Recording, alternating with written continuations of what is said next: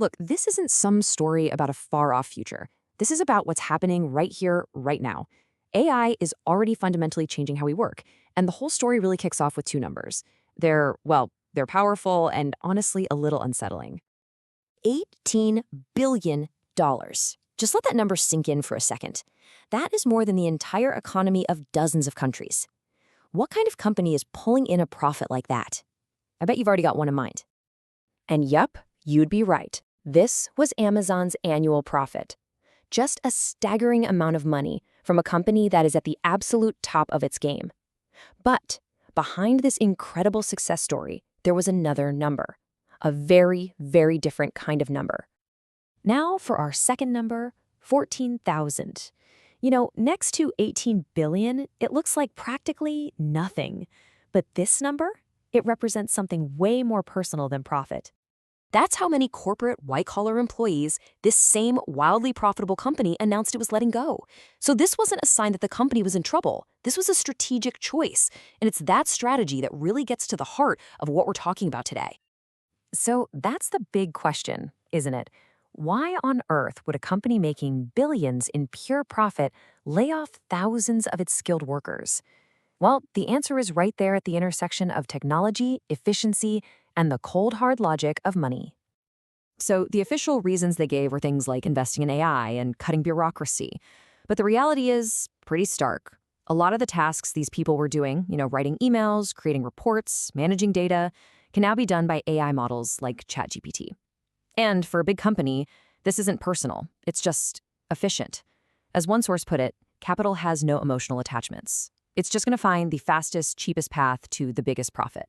And right now, that path is being paved by AI. And what's really fascinating is how this whole thing splits people into two completely opposite camps. On one side, you have the optimists. They say, hey, this is great. AI will free us up from all the boring stuff so we can do more meaningful, creative work.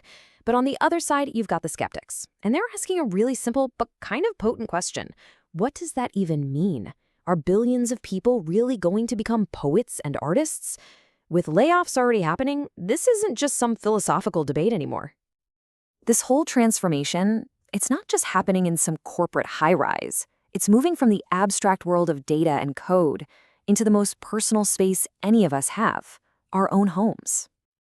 So what can you get for $20,000? A pretty decent car, maybe a down payment on a house, or, as you're about to see, you could get something else entirely. A humanoid robot for your home. This is Neo. And this isn't some prototype in a lab. It's a consumer product you're going to be able to buy. It promises to do all your chores, clean up the house, and it learns from you in a very peculiar way. Okay, so how does Neil learn how you like your laundry folded? Or how your dishwasher gets loaded? It's not magic. It's kind of wild. A real human, somewhere else on the planet, logs into your robot. They literally see through its eyes, control its arms and hands, and they do the task. And all the while, the robot's AI is watching, learning, and figuring out how to imitate that human. It's a clever way to get data, for sure, but it also brings up a pretty, unsettling question. Who is that person? You have no idea who they are. They could be anywhere in the world, and they have a direct, camera-enabled, physical presence right inside your house. And this just blows the doors wide open on a ton of risks. I mean, the privacy violation is huge. But what if the system gets hacked? Now some bad actor has control of a physical machine in your living room. What about safety around your kids or your pets? These aren't sci-fi questions anymore. They are very practical problems we need to solve as our homes basically become data collection centers. Now, this push for automation isn't just about physical stuff. It's also aimed at the creation of knowledge itself. Take Grokpedia. It's a new project from Elon Musk that's meant to be a competitor to Wikipedia. The big twist? Every single article is written by his AI, Grok. On paper, the goal sounds fantastic. Create a source of information that's totally free from human bias and propaganda, a purely objective, factual encyclopedia. I mean, who wouldn't want that? But is that even possible? Well, here's the problem. An AI is only as good and as unbiased as the data it's trained on. And studies have already shown that Grok tends to give extra weight to things Elon Musk himself has said on a topic. That's a huge authority bias. Plus, we're risking this dangerous feedback loop where new AIs get trained on the flawed AI-generated stuff from older AIs. Errors just get amplified over and over until they become accepted truth. Okay, so let's zoom out. If AI is automating our jobs and our knowledge, what does the future of society even look like? What happens when millions of people are out of work, not because of a temporary recession, but because of a permanent shift in technology? If jobs are disappearing for good on a massive scale, you have to ask a fundamental question. How do people live? And this brings us to one of the most talked about and controversial ideas out there, universal basic income, or UBI. The basic idea is that the government would provide every citizen with a regular, livable wage to cover their basic needs. And this idea leads perfectly into this now infamous quote from a World Economic Forum article back in 2016. It perfectly described a possible future where, thanks to a basic income, you don't really own anything anymore. Not a car, not appliances, nothing. You just rent everything as a service.